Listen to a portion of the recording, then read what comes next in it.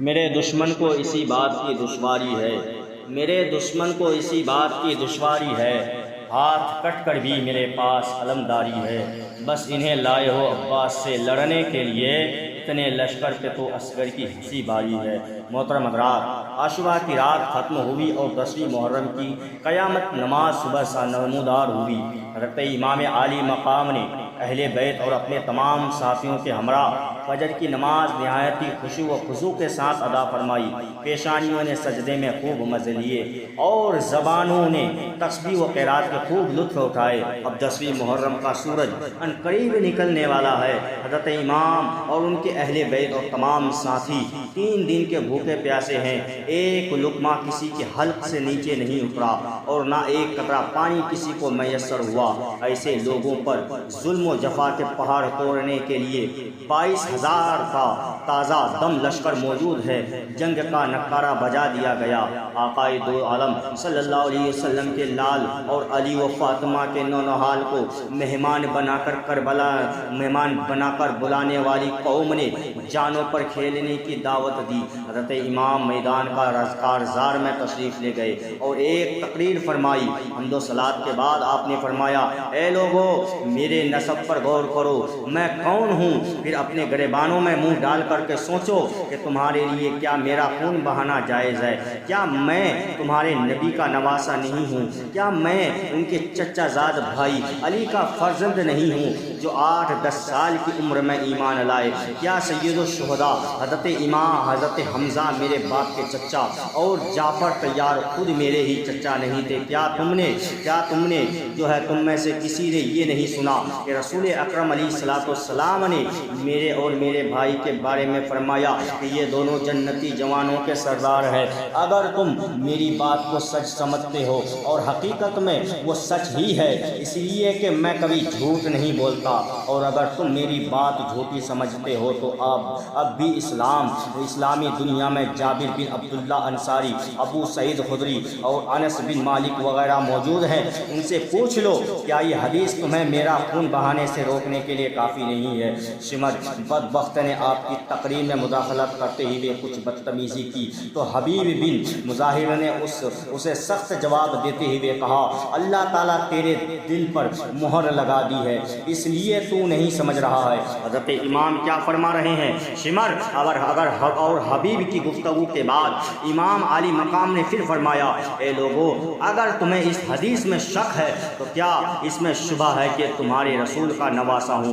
خدا کی قسم، پورب سے لے کر پچھم تک پوری دنیا میں میرے سوا کوئی بھی نبی کا نواسہ موجود نہیں ہے، نہ تم میں اور نہ تمہارے سوا دوسری قوموں میں، اور میں تو خود تمہارے ہی نبی کا نواسہ ہوں۔ ذرا غور تو کرو کہ میرے قتل پر تم کیسے آمادہ ہو گئے۔ کیا میں نے کسی کو قتل کیا ہے، کسی کا مال ہلاک کیا ہے، یا کسی کو زخمی کیا ہے جس کا بدلہ تم مجھ سے چاہتے ہو؟ جب مخالفین کی طرف سے کوئی جواب نہیں ملا تو آپ نے پکار کر کہا، اے شبس بن ربی، اے حجار بن اجبر، اے قیس بن اشعث، اے یزید بن حارث، کیا تم لوگوں نے خط لکھ کر مجھے نہیں بلایا تھا؟ انہوں نے کہا کہ ہم نے کوئی خط آپ کو نہیں لکھا تھا۔ آپ نے فرمایا، تم لوگوں نے لکھا تھا اور ضرور لکھا تھا۔ اچھا فرض کر لو تم نے نہیں لکھا تھا اور تم نہیں چاہتے تھے کہ میں ادھر آؤں، تو مجھے چھوڑ دو تاکہ میں کسی ایسی جگہ چلا جاؤں جہاں امن دامن کی زندگی بسر کر سکوں۔ قیس بن اشعث نے کہا، آپ اپنے قرابت دار یعنی ابن زیاد کے سامنے سر جھکا دے، پھر آپ کے ساتھ کوئی ناپسندیدہ سلوک نہیں ہوگا۔ آپ نے فرمایا، تم ایسا کیوں نہیں کہو گے؟ تم محمد بن اشعث ہی کے بھائی تو ہو۔ کیا تمہارے لیے یہ کافی نہیں ہے کہ مسلم بن عقیل کے خون کی ذمہ داری تم پر ہے؟ خدا کی قسم، میں ذلت کے ساتھ تمہارے ہاتھ میں اپنا ہاتھ ہرگز نہیں دوں گا اور نہ غلاموں کی طرح اطاعت کروں گا۔ مخالفین کے ماننے کے پہلے ہی سے امید نہ تھی، مگر امام عالی مقام کو اپنا فرض پورا کرنا تھا، وہ ہو گیا۔ پھر آپ اونٹنی بٹھا کر اتر پڑے اور عقبہ بن سمعان کو حکم دیا، اسے باندھ دے۔ یعنی جب عمر بن سعد جنگ شروع کرنے کے لیے آگے بڑھا تو حر بن یزید نے اس سے کہا، خدا تیرا بھلا کرے، کیا تو واقعی ان سے جنگ کرے گا؟ ابن سعد نے کہا، ہاں خدا کی قسم، اور ایسی جنگ کی جس میں سروں کی بارش ہوگی اور ہاتھ قلم ہو کر زمین پر گریں گے۔ حور نے کہا ان کی پیش کی ہوئی باتوں میں سے کوئی بات بھی تم لوگوں کو منظور نہیں؟ اس نے کہا خدا کی قسم اگر مجھے اختیار ہوتا تو میں ضرور منظور کر لیتا، مگر کیا کروں تمہارا حاکم نہیں مانتا۔ اور یہ سن کر وہاں سے ہٹ گیا۔ نواسہ رسول سے جنگ کے تصور نے اس کے بدن پر کپ کپی طاری کر دی اور چہرے پر پریشانی کے آثار ظاہر ہوئے۔ تو مہاجر بن اوس اسی کے قبیلے کا ایک شخص کہنے لگا اور یہ تمہاری کیا حالت ہے؟ تم پر اس قدر خوف و ہراس کیوں غالب ہے؟ مجھ سے تو جب پوچھا جاتا کہ کوفہ میں سب سے زیادہ بہادر کون ہے تو میں تمہارے سوا کسی کا نام نہ لیتا، مگر اس وقت تمہاری عجیب حالت دیکھ رہا ہوں، آخر اس کی وجہ کیا ہے؟ انہوں نے کہا یہ نواسہ رسول سے جنگ ہے، اپنی عاقبت سے لڑائی ہے۔ میں اس وقت جنت اور دوزخ کے درمیان کھڑا ہوں، مگر میں جنت کو کسی چیز کے بدلے نہیں چھوڑوں گا، چاہے میرا جسم ٹکڑے ٹکڑے کر کے آگ میں جلا دیا جائے۔ یہ کہتے ہوئے اس نے اپنے گھوڑے کو ایر لگائی اور امام عالی مقام کی خدمت میں پہنچ گیا۔ عرض کیا فرزند رسول میری جان آپ پر قربان، میں وہی گنہگار ہوں جس نے آپ کو واپس جانے سے روکا، راستے میں آپ کے ساتھ ساتھ رہا اور اس جگہ ٹھہرنے پر مجبور کیا۔ قسم ہے اس خدائے پاک کی جس کے سوا کوئی معبود برحق نہیں ہے، میں یہ ہرگز نہیں سمجھتا تھا کہ آپ کی پیش کی ہوئی باتوں میں سے کسی ایک کو بھی نہیں مانیں گے اور نوبت یہاں تک پہنچ جائے گی۔ واللہ اگر مجھے معلوم ہوتا کہ یہ لوگ آپ کی بات نہیں قبول کریں گے تو میں ہرگز ان کا ساتھ نہ دیتا۔ اب میں جو ہے اپنے کیے پر شرمندہ ہوں، خدائے تعالیٰ کی بارگاہ میں توبہ کرتا ہوں، اپنی جان آپ کے قدموں پر قربان کرنے کے لیے حاضر ہوں، کیا اس طرح میری توبہ قبول ہو جائے گی؟ حضرت امام نے فرمایا ہاں اللہ تعالیٰ تمہاری توبہ قبول فرمائے گا اور تمہیں بخش دے گا، مبارک ہو انشاءاللہ تعالیٰ تم دنیا و آخرت میں اور آزاد ہو گھوڑے سے اترو۔ عرض کیا آپ کی مدد کے لیے میرا گھوڑا گھوڑے پر رہنا اترنے سے بہتر ہے، اب میں آخری وقت ہی میں شہید ہو کر گھوڑے سے اتروں گا۔ حضرت نے فرمایا اچھا جو تمہارا جی چاہے وہی کرو، خدائے تعالیٰ تم پر رحم فرمائے۔ حضرت امام اعلیٰ جد ہی علیہ السلام سے خطاب کرانے کے بعد فوراً میدان میں آ گیا اور پہلے ملائم الفاظ میں کوفیوں سے کہا اے لوگو، حسین 3 باتیں جو پیش کرتے ہیں میں ان میں سے کسی ایک کو تم کیوں نہیں منظور کر لیتے تاکہ خدائے تعالیٰ تم کو ان کے ساتھ جنگ میں مبتلا ہونے سے بچا لے۔ کوفیوں نے کہا ہمارے سپہ سالار عمر بن سعد موجود ہے، ان سے بات کرو۔ ابن سعد نے کہا اگر مجھے اختیار ہوتا تو میں ضرور منظور کر لیتا۔ یہ سن کر حور کو غصہ آ گیا اور کہا کہ اے کوفہ والو، خدائے تعالیٰ تم کو غارت کرے، یہ تم نے نواسہ رسول کو بلایا اور جب وہ آ گئے تم نے انہیں دشمن کے حوالے کر دیا، تم کہتے تھے کہ ہم ان پر اپنی جان قربان کریں گے، اب قتل کرنے کے لیے انہیں پر حملہ کر رہے ہو تو ان کو تم نے گرفتار کر لیا، چاروں جانب سے ان کو گھیر لیا، تم نے ان کو خدا کی جو ہے لمبی چوڑی زمین میں جدھر امن کا راستہ پائے ادھر جانے سے روک دیا اور اب وہ تمہارے ہاتھ میں قیدی کی طرح ہو گئے ہیں۔ تم نے ان کو، ان کے اہل حرم کو، ان کے بچوں کو اور ان کے ساتھیوں کو دریائے فرات کے اس بہتے ہوئے پانی سے روک دیا جسے یہودی نصرانی اور مجوسی تک پیتے ہیں، بلکہ کتے اور سور بھی اس میں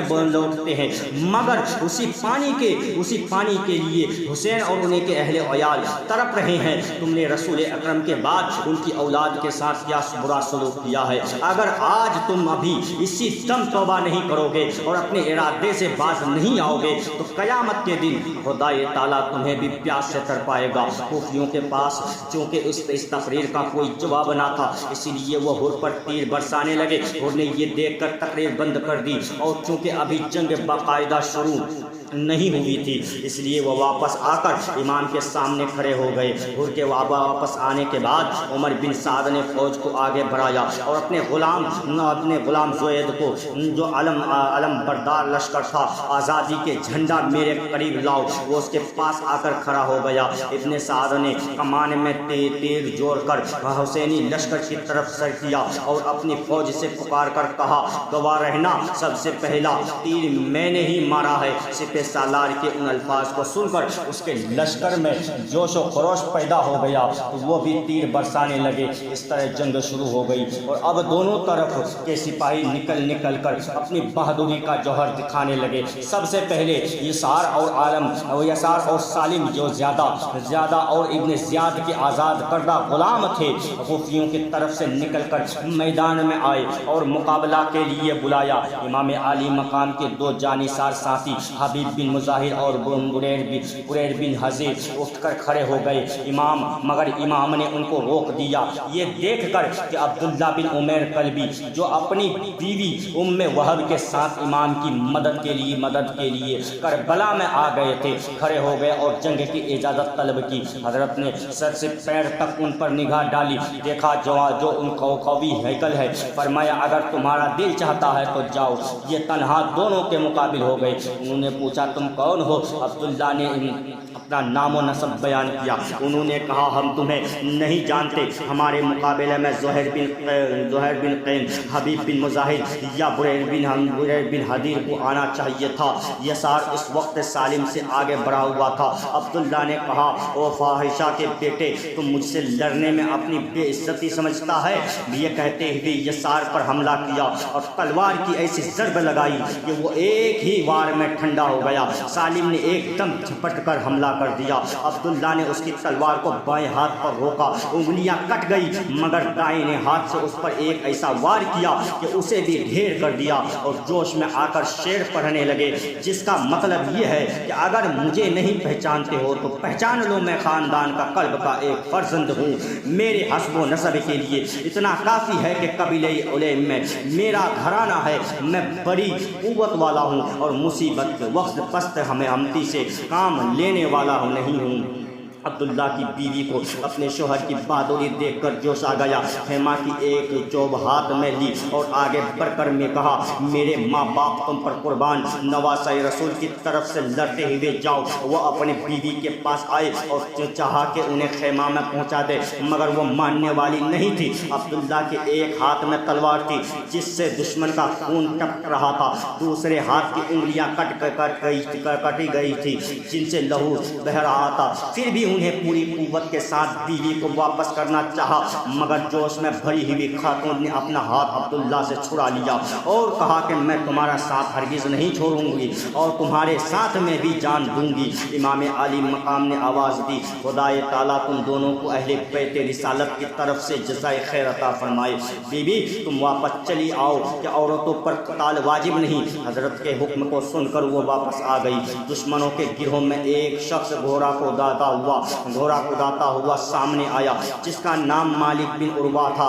جب اس نے دیکھا کہ لشکر امام کے گرد خندق میں آگ جل رہی ہے اور شعلے بلند ہو رہے ہیں اور اس تدبیر سے اہل خیمہ کی حفاظت کی جا رہی ہے، تو اس گستاخ بدباطن نے حضرت امام سے کہا کہ اے حسین تم نے وہاں کی آگ سے پہلے یہی آگ لگا لی ہے۔ امام عالی مقام نے فرمایا کذبتا یا عدو اللہ، اے خدا کے دشمن تو جھوٹا ہے، تجھے گمان ہے کہ میں دوزخ میں جاؤں گا۔ حضرت مسلم بن اوسجا کو اس بدبخت کا یہ جملہ بہت ناگوار ہوا۔ انہوں نے حضرت امام عالی مقام سے اس بد زبان کے منہ پر تیر مارنے کی اجازت چاہی، آپ نے انہیں اجازت نہیں دی، مگر خدائے تعالیٰ کی بارگاہ میں ہاتھ اٹھا کر دعا کی یا الہ العالمین عذاب نار سے پہلے گستاخ کو دنیا کے اندر آگ کے عذاب میں مبتلا فرما۔ امام کا ہاتھ اٹھانا تھا کہ اس کے گھوڑے کا پاؤں ایک سوراخ میں گیا، وہ گھوڑے سے گرا، اس کا پاؤں رکاب میں الجھا، گھوڑا اسے لے کر بھاگا اور آگ کی خندق میں ڈال دیا۔ حضرت امام نے سنجیدہ لشکر سجدہ شکر ادا کیا، اپنے پروردگار کی حمد و ثنا کی اور عرض کیا اے پروردگار تیرا شکر ہے کہ تو نے اہل بیت رسالت کی بدخواہ کو سزا دی۔ حضرت امام کی زبان سے یہ جملہ سن کر دشمنوں کی صف میں سے ایک اور بے باک نے کہا آپ کو پیغمبر خدا سے کیا نسبت؟ یہ کلمہ تو حضرت کے لیے انتہائی تکلیف دہ تھا۔ آپ نے بارگاہ خداوندی میں عرض کیا یا اللہ اس بد زبان کو فوراً ذلت میں گرفتار کر۔ امام نے یہ دعا فرمائی، اس کو قضائے حاجت کی ضرورت پیش آئی، وہ گھوڑے سے اتر کر ایک طرف بھاگا اور کسی جگہ قضائے حاجت کے لیے برہنہ ہو کر بیٹھا۔ ایک سیاہ بچھو نے ڈنک مارا تو نجاست سے آلودہ ترفتا پھرتا تھا، اس رسوائی کے ساتھ پورے لشکر کے سامنے اس ناپاک کی جان نکلی، مگر سخت دلان بے اہمیت کو غیرت نہ آئی، غیرت نہ ہوئی، اور ایک مزنی نے امام کے سامنے آ کر کہا، اے امام دیکھو تو دریائے فرات کیسا موجیں مار رہا ہے، خدا کی قسم کھا کر کہتا ہوں تمہیں اس کا ایک قطرہ نہ ملے گا اور تم پیاسے ہلاک ہو جاؤ گے۔ حضرت امام نے اس کے حق میں فرمایا، اللہم امنہ عطشانا، یا رب اس کو پیاسا مار۔ امام کا یہ فرمانا تھا کہ مزنی کا گھوڑا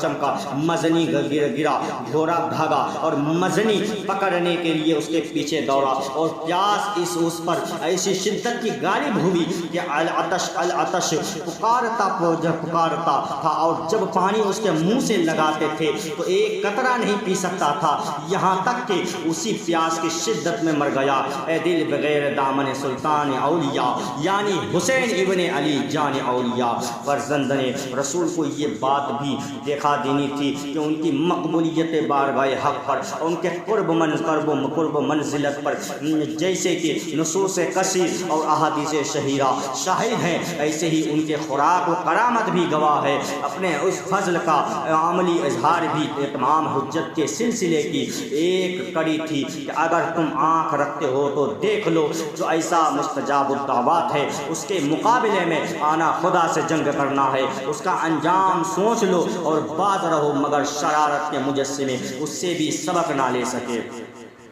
کوفی لشکر سے یزید بن معقل نکلا، امام عالی مقام کی طرف سے بریر بن حزیر نے بڑھ کر اس کے سر پر ایسی ضرب لفکاری لگائی کہ تلوار یزید کے خود کو کاٹتی ہوئی دماغ تک پہنچ گئی اور ڈھیر ہو گیا، اتنے میں رضی بربر سے لپٹ گیا، دونوں میں کشتی ہونے لگی، آخر بربر رضی کو گرا کر اس کے سینہ پر سوار ہو گئے، رضی چلایا تو کعب نے دوڑ کر بربر کی پیٹھ پر نیزہ مارا اور وہ شہید ہو گئے۔ پھر امام عالی مقام کی طرف سے ہر نکلے، ان کے مقابلہ کے لیے یزید بن سفیان آیا، ہر نے ایک ہی وار میں اسے ڈھیر کر دیا۔ ان کے بعد نافع بن ہلال آگے بڑھے، ان کے مقابلے میں مزاحم بن حریث آیا، نافع نے اسے بھی موت کے گھاٹ اتار دیا۔ ابھی تک لڑائی اسی انداز میں ہو رہی تھی کہ دونوں کی طرف سے ایک جوان میدان میں آتا، لیکن کوفیوں کی طرف سے جو بھی آتا وہ بچ کے نہ جاتا۔ یہ حال دیکھ کر عمر بن حجاج چلایا، اے بیوقوفیو، تمہیں نہیں معلوم تم کن لوگوں سے لڑ رہے ہو، یہ سب موت کو جان سے زیادہ عزیز رکھتے ہیں، ان کے مقابلہ میں ایک ایک کر کے ہرگز نہ جاؤ۔ عمر بن سعد نے اس کی رائے کو پسند کیا اور اس طرح لڑائی کرنے سے منع کر دیا۔ پھر عمر بن حجاج نے فوراً ایک فوج کے ایک دستہ کے ساتھ امام عالی مقام کے خیمہ پر عام پر حملہ کر دیا۔ کچھ دیر تک جنگ ہوئی جس میں حضرت کے ایک جانثار ساتھی مسلم بن اوسجہ شہید ہو گئے۔ اس کے بعد سمر ایک بڑی جماعت کے ساتھ امام کی میسرہ پر حملہ آور ہوا، اور اس حملہ کے ساتھ ہی یزیدی لشکر چاروں طرف سے امام کے ساتھیوں پر ٹوٹ پڑا۔ بڑی زبردست جنگ ہوئی، امام کے ساتھ کل 32 سوار تھے، لیکن جدھر وہ رخ کرتے تھے کوفیوں کی صفوں کو درہم برہم کر دیتے، یہاں تک کہ یزیدی لشکر میں بھگدڑ مچ گئی۔ اس ابن سعد نے فوراً 500 تیر اندازوں کو بھیجا، انہوں نے پہنچ کر حسینی لشکر پر تیروں کی بارش کر دی، جس سے تمام گھوڑے زخمی اور بیکار ہو گئے، لیکن امام عالی مقام کے جانثار ہمت نہیں ہارے، گھوڑوں سے اتر پڑے، بڑی بہادری و بے جگری کے ساتھ لڑتے رہے اور کوفیوں کے چھکے چھڑا دیے۔ ایوب بن مشرا کہتا تھا کہ خدا کی قسم حر بن یزید کے گھوڑے کو میں نے تیر مارا جو اس کے حلق میں اتر گیا، بس وہ گر پڑا اور اس کی پیٹھ پر سے اس طرح کود پڑا جیسے شیر، پھر وہ تلوار کھینچ کر میدان میں آ گیا اور ایک شعر پڑھا جس کا مطلب یہ ہے کہ اگر تم نے میرے گھوڑے کو بیکار کر دیا تو کیا ہوا، میں ہر شیر ببر سے زیادہ بہادر اور شریف ہوں۔ اور وہی ابن مشرا یہ بھی کہتا تھا کہ ہر کی طرح تلوار چلاتے ہوئے میں نے کسی کو نہیں دیکھا۔ جب ظہر کا اول وقت ہو گیا تو امام عالی مقام نے فرمایا کوفیوں سے کہو ہمیں نماز پڑھنے کی مہلت دے۔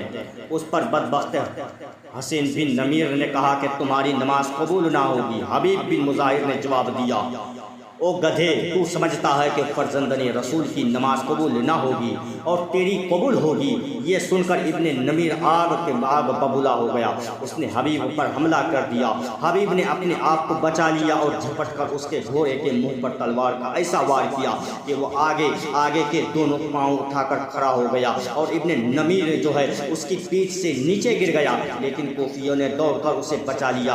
پھر بہت سے کوفیوں نے حبیب کو گھیر لیا، دیر تک ان سے بڑی بہادری کے ساتھ لڑتے رہے، لیکن تنہا ایک بڑی جماعت کا وہ کب تک مقابلہ کر سکتے تھے؟ جب تھک گئے تو ایک تمیمی نے آپ پر نیزہ سے وار کیا، آپ گر گئے اور ابھی اٹھ ہی رہے تھے کہ ابن نمیر نے آپ پر تلوار ماری، آپ پھر گر گئے اور تمیمی نے گھوڑے سے اتر کر آپ کا سر کاٹ لیا۔ حبیب کی شہادت سے امام عالی مقام کے دل پر بڑا زبردست اثر پڑا۔ فرمایا کہ میں نے اپنی اور اپنے ساتھیوں کے جان کو خدائے تعالیٰ کے حوالے کیا، اور نے جب امام کو بہت رنجیدہ دیکھا تو رجز پڑھتے ہوئے میدان میں نکلے، ساتھ ہی زہیر بن قین بھی رہے۔ دونوں نے بہت سخت لڑائی کی، ان میں سے ایک حملہ کرتا اور جب وہ دشمنوں میں گھر جاتا تو دوسرا حملہ کر کے اسے بچا لیتا۔ اسی طرح دیر تک یہ دونوں شمشیر زنی کرتے رہے۔ آخر میں بہت بڑی فوج نے ہر کو گھیر لیا اور وہ شہید کر دیے گئے۔ اب زہیر تنہا رہ گئے، لیکن دیر تک دشمنوں کا مقابلہ کیا، پھر تلوار چلاتے ہوئے وہ بھی شہید ہو گئے۔ انا للہ و انا الیہ راجعون۔ کربلا والوں نے روشن کر دیا اسلام کو، شمع گل ہوتی گئی اور روشنی بڑھتی گئی۔ کربلا میں امام عالی مقام کے ساتھیوں کی وفاداری کا یہ بھی ایک بہت بڑا کارنامہ رہا کہ جب تک ان میں کا ایک بھی باقی رہا، امام پاک کے بھائی اور بیٹے بھتیجے وغیرہ کسی بھی بنی ہاشم کو انہوں نے لڑنے کے لیے میدان میں نہیں جانے دیا، بلکہ ان کے کسی ایک فرد کو کوئی گزند بھی نہیں پہنچنے دیا۔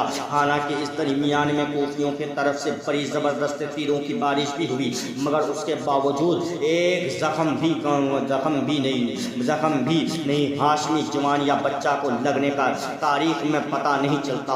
ان سب کی شہادت کے بعد اب اسد اللہ الغالب کی شیروں، فاطمہ زہرا کے دلاروں اور سید الانبیاء کے جگر پاروں کے لڑنے کی باری آئی۔ ان کے میدان میں آتے ہی بڑے بڑے بہادروں کے دل سینوں میں لرزنے لگے۔ ان کی اسد اللہ تلواروں کے حملوں سے شیر دل بہادر بھی چیخ اٹھے۔ انہوں نے ضرب و حرب کی وہ جوہر دکھائے کہ دشمن کے خون سے پوری زمین کربلا رنگین ہو گئی، اور کوفیوں کو ماننا پڑا کہ اگر ان لوگوں پر 3 دن پہلے پانی بند نہ کیا جاتا تو ہاشمی خاندان کا ایک ایک جوان پورے لشکر کو تباہ و برباد کر ڈالتا۔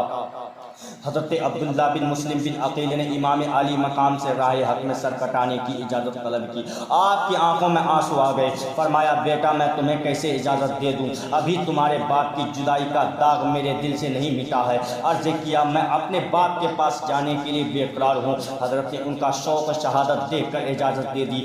اس ہاشمی جوان نے میدان میں آ کر مقابلہ کے لیے پکارا۔ کوئی کوفی لشکر سے قدامہ بن اسد جو بڑا بہادر سمجھا جاتا تھا وہ آپ سے لڑنے کے لیے نکلا۔ تھوڑی دیر تک دونوں میں تلوار چلتی رہی۔ آخر عبداللہ نے تلوار کا ایسا زبردست وار کیا کہ وہ کھیرے کی طرح کٹ کر زمین پر آ گیا۔ پھر کسی کی ہمت نہ ہوئی کہ وہ تنہا آپ کے مقابلے میں آتا۔ آپ شیر بے ببر کی طرح ان پر حملہ آور ہوئے، صفوں کو درہم برہم کرتے ہوئے ان میں گھستے چلے گئے۔ بہت بہترین کو زخمی کیا اور کئی ایک کو جہنم میں پہنچایا۔ آخر نوفل بن مزاحم عمیر نے آپ کو نیزہ مار کر شہید کر دیا۔ حضرت جعفر بن عقیل اپنے بھتیجے عبداللہ بن مسلم کی شہادت کے بعد اشک بار آنکھوں کے ساتھ میدان میں آئے اور یہ رزز پڑھی کہ میں مکہ کا رہنے والا ہوں، ہاشمی نسل اور غالب گھرانے کا ہوں۔ بے شک ہم سارے قبیلوں کے سردار ہیں اور حسین تمام لوگوں میں سب سے زیادہ پاکیزہ ہے۔ پھر آپ نے لڑنا شروع کیا اور بہادروں کے ایسے ایسے جوہر دکھائے کہ بہت سی یزیدیوں کو خاک میں ملا دیا۔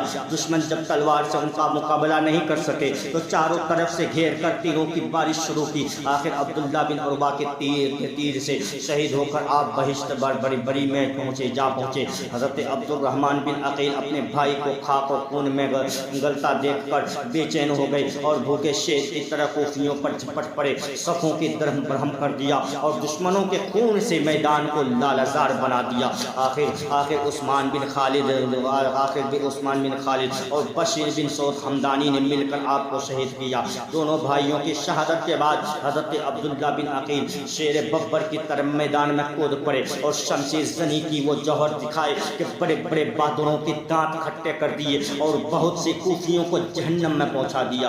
آخر میں عثمان بن عصیم اور بشر بن سعود حمدانی کے ہاتھوں شہید ہو گئے۔ یہ فکر کا نقش ہر در و دیوار ہو جائے، جسے جینا ہو مرنے کے لیے تیار ہو جائے۔ اولاد حضرت عقیل کی شہادت کے بعد اب حضرت علی مشکل کشا کے فرزندوں کی باری آئی۔ حضرت محمد بن علی جو آسما بنت حسمہ کے بطن سے تھے، امام عالی مقام سے اجازت لے کر میدان میں آئے، اپنی بہادری کی جوہر دکھائے اور بہت سے دشمنوں کو قتل کیا۔ آخر قبیلے بنی ابان کے ایک شخص نے آپ کو زخمی کیا اور جب آپ زمین پر گر گئے تو اس نے آپ کا سر تن سے جدا کر دیا۔ اب حضرت عثمان بن علی، حضرت عبداللہ بن علی، حضرت جعفر بن علی کھڑے ہوئے۔ حضرت علی کے یہ تینوں فرزند ام البنین کے بطن سے تھے اور امام عالی مقام کے ایسے وفادار و جانثار تھے کہ جب شمر عبید اللہ ابن زیاد کا خط لے کر کربلا کی طرف روانہ ہو رہا تھا تو عبداللہ بن ابی محل جو ام البنین کا بھتیجا تھا، وہ جس کا شمار کوفہ کے بڑے لوگوں میں تھا، اتفاق سے وہ بھی اس وقت وہاں موجود تھا۔ اس نے ابن زیاد سے کہا کہ ہمارے خاندان کی ایک لڑکی کے فرزند حسین کے ساتھ ہیں، آپ ان کے لیے امان نامہ لکھ دیجئے۔ ابن زیاد نے ام البنین کے چاروں فرزند حضرت عباس اور ان تینوں حضرات کے لیے امان نامہ لکھ دیا، جسے عبداللہ بن ابی محل نے اپنے آزاد کردہ غلام قسمان کے ہاتھ روانہ کیا۔ وہ امان نامہ لے کر ان حضرات کے پاس پہنچا اور کہا کہ آپ کے ماموزاد بھائی نے آپ لوگوں کے لیے ابن زیاد سے امان نامہ لکھوا کر بھجوایا ہے۔ ان چاروں اور بہادر جوانوں نے بیک زبان کہا، ہمارے بھائی کو ہماری طرف سے سلام کہہ دینا اور کہنا کہ ہم کو ابن زیاد کی امان کی ضرورت نہیں ہے، خدائے تعالیٰ کی امان ہمارے لیے کافی ہے۔ شمر ذیل جوش ام البنین ہی کے خاندان کا آدمی تھا۔ ابن زیاد کا خط عمر بن سعد کو پہنچانے کے بعد اس نے بھی جماعت حسینی کی طرف کھڑے ہو کر آواز دی کہ ہماری بہن کے بیٹے کہاں ہیں؟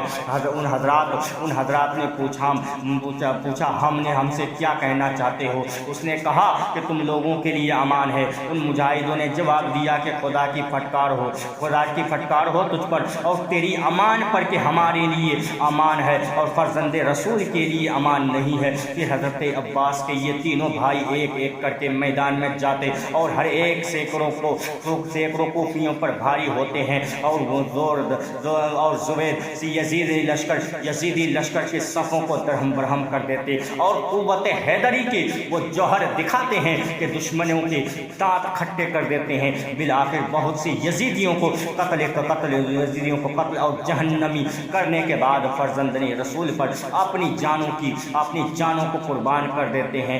وہ عاشقان دل برے شاہ زمن وہ کشتگان خنجر درد و غم و محن جو ہے اب ہاشمی خاندان کے ایک مہکتے ہوئے پھول حضرت قاسم جو حضرت حسن کے فرزند ہے، ان کی عمر 19 سال ہے۔ ان کی شادی کا رشتہ امام عالی مقام کی صاحبزادی سکینہ سے طے ہو چکا ہے۔ وہ حضرت کی خدمت میں دست بستہ کھڑے ہیں اور رائے حق میں اپنی جان قربان کرنے کے لیے اجازت طلب کر رہے ہیں۔ امام نے فرمایا، بیٹا تم میرے بھائی حسن مصطفیٰ کی یادگار ہو، میں کس طرح تمہیں تیروں سے چھلنی ہونے اور تلواروں سے کٹنے کی اجازت دوں؟ عرض کیا، چچا جان مجھے دشمنوں سے لڑنے کی اجازت ضرور دیجیے اور مجھے اپنے اوپر قربان ہونے کی سعادت سے محروم نہ کیجیے۔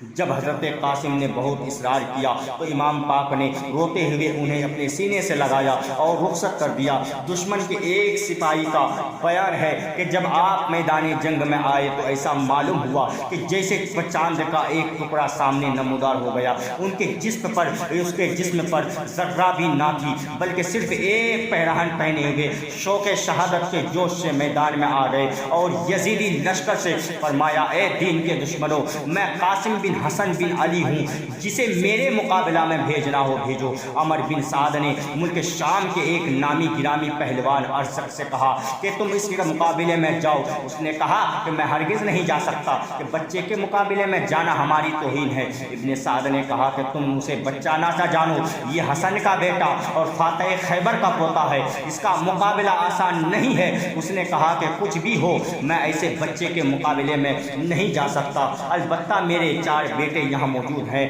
ان میں سے ایک کو بھیج دیتا ہوں، ابھی 1 منٹ میں اس کا سر کاٹ کر لے آئے گا۔ ارزق کا بڑا بیٹا زہر بن بجھی ہوئی قیمتی تلوار چمکاتا ہوا اور بادل کی طرح گرجتا ہوا میدان میں آیا اور پہنچتے ہی حضرت قاسم پر وار کیا۔ آپ نے اس کے وار سے بچ کر ایسی تلوار ماری کہ وہ ایک ہی تلوار میں ڈھیر ہو گیا۔ آپ نے لپک کر اس کی تلوار اٹھا لی۔ اب ارزق کا دوسرا بیٹا اپنے بھائی کو خاک و خون میں تڑپتا دیکھ کر غصے میں بھرا ہوا سامنے آیا۔ آپ نے پہلے ہی وار میں نیزہ مار کر اسے بھی جہنم میں پہنچا دیا۔ اب تیسرا بھائی غیظ وہ غضب میں بھرا ہوا آگے بڑھا اور گالیاں بکنے لگا۔ آپ نے فرمایا، ہم گالیوں کا جواب گالیوں سے نہیں دیتے، یہ اہل بیت نبوت کی شان کے خلاف ہے، البتہ ہم تجھے تیرے بھائیوں کے پاس ابھی جہنم میں پہنچا دیتے ہیں۔ یہ کہتے ہوئے آپ نے اسے بھی کھیری کی طرح کاٹ کر 2 ٹکڑے کر دیا۔ اب ارزق کا چوتھا بیٹا شیر کی طرح گرجتا ہوا حضرت قاسم پر حملہ آور ہوا۔ آپ نے اس کے وار کو بیکار کر دیا اور اس کے کندھے پر تلوار کا ایسا وار کیا کہ وہ منہ کے بل زمین پر آ گیا اور پھر پوری طاقت کے ساتھ اٹھنا ہی چاہتا تھا کہ آپ نے اس کے سر کو جسم سے الگ کر دیا۔ جب ہاشمی بہادر نے چند منٹوں میں ارزق کے 4 بیٹوں کو موت کے گھاٹ اتار کر اس کے سارے غرور کو خاک میں ملا دیا، وہ غصے سے کانپنے لگا اور جن کے مقابلے میں آنا پہلے وہ اپنی توہین سمجھتا تھا، اب ان سے لڑنے کے لیے بے قرار ہو گیا۔ ہاتھی کی طرح چھنگارتا اور شیر کی طرح دھاڑتا ہوا میدان میں آ کر حضرت قاسم کو لڑکارا کے لڑکے تیار ہو جاؤ، موت تمہارے سر پر آ گئی ہے۔ آپ نے فرمایا، ارزق ہوش کے دوا کر، تو اوروں کے لیے طاقت کا پہاڑ ہوگا، ابھی تو نے ہاشمی بہادروں کو نہیں دیکھا ہے۔ ہماری رگوں میں شیر کا خون، شیر خدا کا خون ہے، تو ہماری نزدیک مکھی اور مچھر سے زیادہ حیثیت نہیں رکھتا۔ ارزق یہ تانا سن کر اور بھی آگ ببولا ہو گیا اور حضرت قاسم پر نیزہ سے حملہ کر دیا۔ آپ نے اس کے وار کو بیکار کر دیا، پھر آپ نے بھی نیزہ سے وار کیا جو کھالی گیا۔ اس طرح دونوں طرف سے کچھ دیر نیزہ بازی ہوئی، اس کے بعد ارزق نے تلوار کھینچی تو آپ نے بھی تلوار نکال لی۔ اس نے جب آپ کے ہاتھ میں اپنے بیٹے کی تلوار دیکھی تو کہا، یہ تلوار تو ہمارے لڑکے کی ہے، تمہارے پاس کہاں سے آ گئی؟ آپ نے ہنس کر فرمایا، تیرا بیٹا مجھے یادگار کے طور پر یہ تلوار اس لیے دے گیا کہ تاکہ میں تجھے اسی سے موت کے گھاٹ اتار کر تیرے بیٹوں کے پاس بھیج دوں۔ یہ سن کر ارزق غصہ بھر گیا اور حضرت قاسم پر حملہ کرنا ہی چاہتا تھا کہ آپ نے الحرب خدعۃ کے پیش نظر فرمایا، ارزق ہم تو تجھے نہایت تجربہ کار بہادر سمجھتے تھے، لیکن تو نے نہایت اناری ہے، گھوڑے کے زین کسنے کا بھی سلیقہ نہیں رکھتا۔ آپ کے اس طرح فرمانے پر جب وہ جھک کر آپ اپنے گھوڑے کے زین دیکھنے لگا تو اسی وقت آپ نے تلوار کا ایسا بھرپور وار کیا کہ وہ 2 ٹکڑے ہو کر زمین پر گر گیا۔ گرا فولاد کا ٹکڑا زمین پر سرنگو ہو کر تکبر بہ گیا، زخموں کے رستے موجے خون ہو کر حضرت قاسم ارزق کے گھوڑے پر سوار ہو گئے اور خیمے کی طرف آ کر حضرت امام علی مقام کی خدمت میں عرض کیا، اے چچا جان، پیاس چچا جان، اگر ہمیں تھوڑا سا پانی پینے کو مل جائے تو ابھی ہم ان سب کو موت کے گھاٹ اتار دیں۔ امام علی مقام نے فرمایا، بیٹا تھوڑی دیر اور صبر کرو، ان قریب تم نانا جان کے مبارک ہاتھوں سے جام کو جام کوثر پی کر سیراب ہو جاؤ گے، اس کے بعد تمہیں کبھی پیاس نہیں ستائے گی۔ حضرت قاسم پھر میدان کی طرف پلٹ پڑے۔ ابن سعد نے کہا اس نوجوان نے ہماری کئی نامی گرامی جوانوں کو قتل کر دیا ہے، لہذا اس کے مقابلے میں تنہا نہ جاؤ، اسے چاروں طرف سے گھیر کر قتل کر دو۔ دشمنوں نے آپ کو چاروں طرف سے گھیرے میں لے لیا اور گھمسان کی لڑائی شروع ہو گئی۔ آپ کے جسم پر 27 زخم آئے۔ آخر میں شیش بن سعد نے آپ کے سینے پر ایسا نیزہ مارا کہ آپ گھوڑے سے گر پڑے اور پکارا، یعنی اے چچا جان میری خبر گیری فرمائیے۔ امام علی اپنے بھتیجے کے دردناک آواز سن کر دوڑ پڑے، دیکھا کہ جس میں ناک و نازنین زخموں سے چور ہے۔ آپ نے ان کے سر کو گود میں لے لیا اور چہرے انور سے گرد و غبار صاف کرنے لگے۔ اتنے میں حضرت قاسم نے آنکھیں کھول دی اور اپنا سر امام پاک کے گود میں پا کر مسکرائے، پھر آپ کی روح پرواز کر گئی۔ انا للہ و انا الیہ راجعون۔